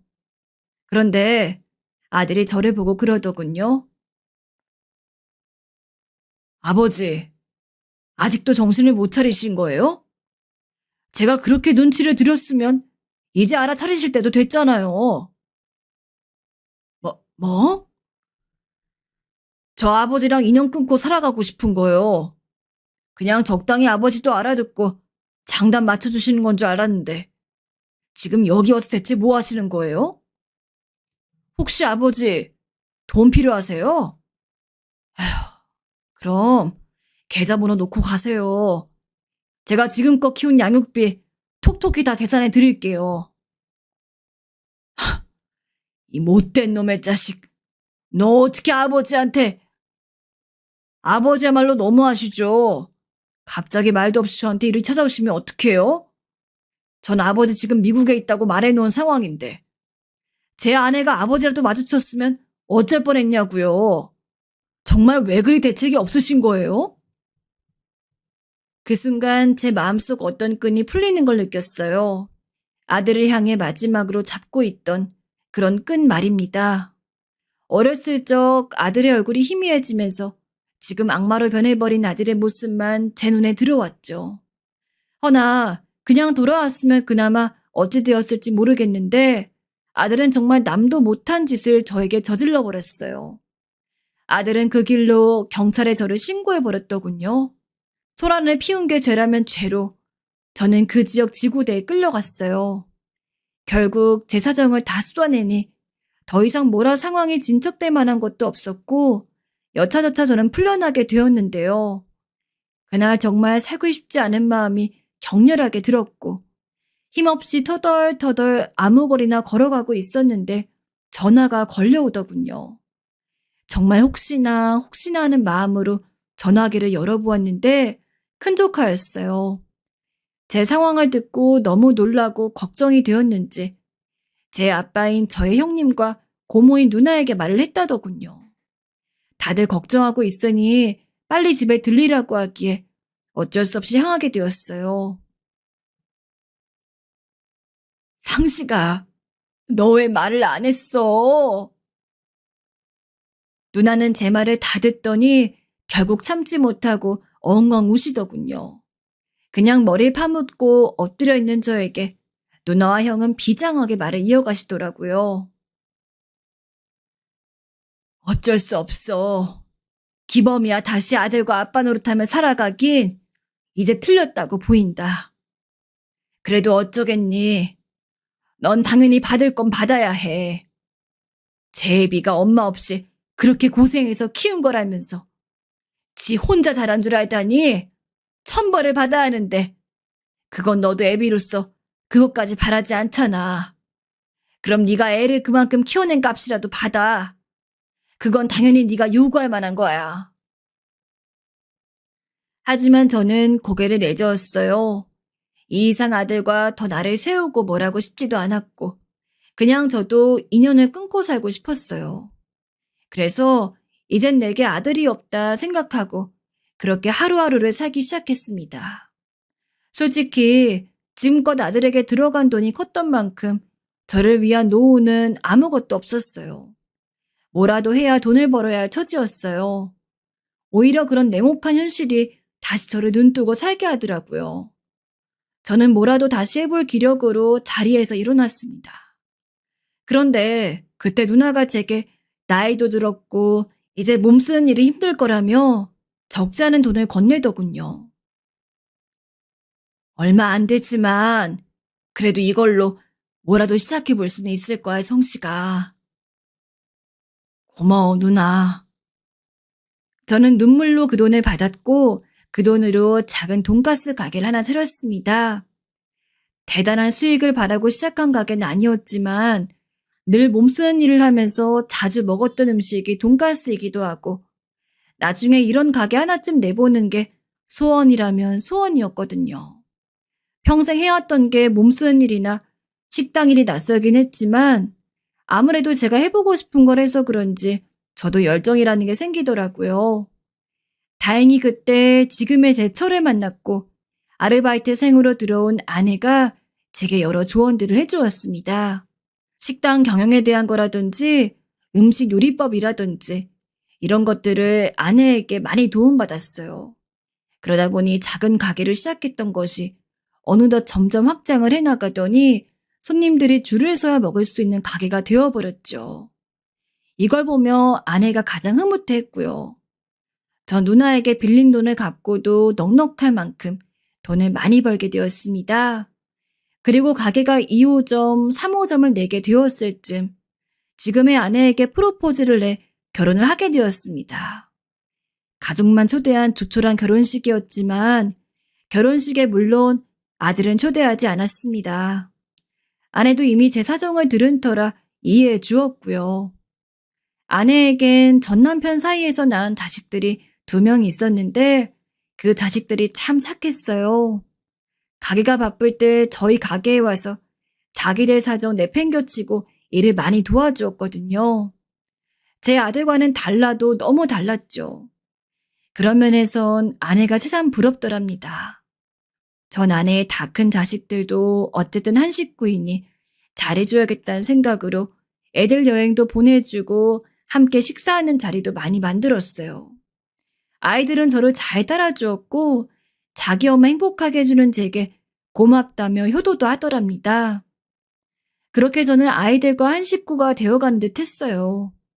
제가 아들을 다시 마주한 그날도 아이들과 함께 좋은 레스토랑에서 식사를 하고 있던 날이었어요. 아저씨, 아저씨 덕분에 엄마 얼굴이 많이 피었어요. 가게도 잘 돼서 너무 다행이에요. 다 너희들 덕분이다. 아저씨가 용돈 입금해 줄 테니까 옷이라도 한 벌 사 입고 그래라. 에이, 아니에요. 지금껏 많이 주셨잖아요. 안 받아도 돼요. 제가 주겠다 해도 기필코 손살을 치며 거절하는 착한 아이들이었어요. 그렇게 그날도 작은 실랑이가 이어지고 있었는데 그런데 갑자기 레스토랑 입구 쪽에서 큰 소리가 나더라고요. 아니, 여기 또 들어오시면 안 된다 했잖아요. 나가세요. 손님들도 곧바로 그 목소리에 놀라 그쪽을 바라봤고 저희 가족도 그쪽을 보게 되었는데 그만 저는 말을 잇지 못하고 포크를 떨어뜨리고 말았어요. 직원이 어떤 노숙자같이 생긴 남자에게 소리를 버럭버럭 지르고 있었는데 그 남자가 다름 아닌 제 아들이었기 때문이었죠. 경찰 부를 거예요? 나가주세요. 밥 좀 주세요. 저는 직원과 아들이 그렇게 말이 오가는 곳을 뚜벅뚜벅 걸어가 상황을 확인하게 되었습니다. 다시 얼굴을 보니 아들이 맞더군요. 아버지. 아들은 저를 보자마자 옷깃을 확 부여잡았습니다. 그러면서 제게 하는 말이 아버지, 돈 좀 있으세요? 저 밥 좀 하더라고요. 뒤에 아내가 이걸 보고 있다는 생각은 하지 못하고 전 일단 아들을 붙잡고 어느 식당이라도 들어가게 되었어요. 아들은 하나에 5천 원 하는 우동을 그리도 맛있게 후루룩 후루룩 먹더군요. 그릇까지 집어 삼킬 기세로 그렇게 먹더니 갑자기 제게 미안한 얼굴로 김밥도 시켜도 되냐 묻더라고요. 감사합니다, 아버지. 저에게 격떨어진다며 가족도 초대 못하게 하던 아들이 5천 원도 없어 이런 거짓 신세가 되었다니 눈으로 보고도 믿을 수가 없어 전 한참을 멀뚱히 아들이 먹는 모습을 보았어요. 아들이 밥을 먹은 후엔 이제 어찌된 일인지 알아야 했어요. 그래서 무슨 일이었는지 물었죠. 아들은 한참을 망설이다 이내 고개를 떨구더니 말을 이어갔어요. 의료 사고가 있었어요. 세간엔 잘 알려지지 않았어요. 병원 측에서 철저히 비밀로 붙이려 했으니까요. 제가 환자 한 명을 그만 완전히 망가뜨렸습니다. 그 때문에 돈도 잃고 면허도 잃었고요. 아내는 이미 진즉에 바람이 나 있는 상태였는데 제가 이런 일까지 당하니까 바로 이혼하자 하더라고요. 그래서 이렇게 폐인이 되어 살게 된 거예요. 벌써 1년이네요. 기가 막혔습니다. 그러고 보니 아들 병원에서 의료사고가 났다는 기사를 본 것 같기도 했어요. 그나마도 가물가물했죠. 아들이 그런 일을 저지르고 일이 살고 있을 줄이야. 꿈에도 몰랐지요. 솔직히 말해 어떤 말을 해줘야 할지 몰랐습니다. 아들은 눈물을 흘리며 지게 죄송하단 말만 반복하더라고요. 죄송합니다, 아버지. 제가 쓰레기였어요. 아버지에게 너무 큰 죄를 저질렀어요. 이제 와서 용서해달란 말은 하지 않을게요. 그럴 자격도 없으니까요. 근데 문득 아들 얼굴을 보니 아들이 했던 말들이 생각나면서 불쑥 화가 치밀어 오르더군요. 부모를 버리고 갔으면 잘 살기라도 할 것이지. 왜 또 이런 모습으로 나타나 마음을 신란하게 하는 건지. 감정이 끌어올라 그만 분을 터뜨렸어요. 아들은 제가 화내는 걸 그대로 묵묵히 듣고 있더라고요. 그러다 아들은 무릎을 꿇었고 전 아들을 얼싸안고 울게 됐어요. 아들도 아이처럼 제 어깨에 기대어 죄송하다며 엉엉 울었고요. 그 후 믿기지 않으시겠지만 아들은 저희 집에서 지내게 됐어요. 여보 미안해. 불편할 텐데 내가 작은 방 하나 구해서 곧 내보낼게. 아니에요. 당신한테 어찌됐든 아들이잖아요. 일단 화해하는 게 우선이에요. 아내가 아들이 있는 거 허락해준 덕분에요. 미운 놈이지만 아들은 이 집에 들러붙고 사는 게 미안한지 제가게 나가서 일도 하고 집안일도 하고 그러면서 6개월째 지내고 있습니다. 솔직히 아들 생각이 안 났다면 거짓말이에요. 인연을 끊고 나서도 여러 생각들을 하게 되었습니다. 어릴 적에 밖에 일 다니느라 아들을 혼자 집에 놔두고 외롭게 했던 것이 이런 결과를 자초하게 한 것일까? 뭐 때문에 변해버린 걸까 생각하다가 그러면서도 그냥 아들이 저에게 아빠, 아빠 서운했어? 미안해 하면서 팔만 조금이라도 뻗어주었으면 좋겠는데 아니 그런 것도 다 필요 없이 그냥 아빠하고 저를 바라봐 주기만 했으면 좋겠다고 생각했죠. 하지만 저에게 너무 못된 짓을 했던 아들이었기에 그런 생각마저 자존심이 허락하지 않았어요. 그래서 그런지 지금 아들과 이렇게 지내고 있는 지금 솔직히 썩 나쁘지 않아요. 아직 서로 간의 상처도 있고 저도 아들에게 남은 감정이 있다 보니 아들을 다 받아들이진 못했지만 그래도 이대로 한번 붙들고 살아보려고요.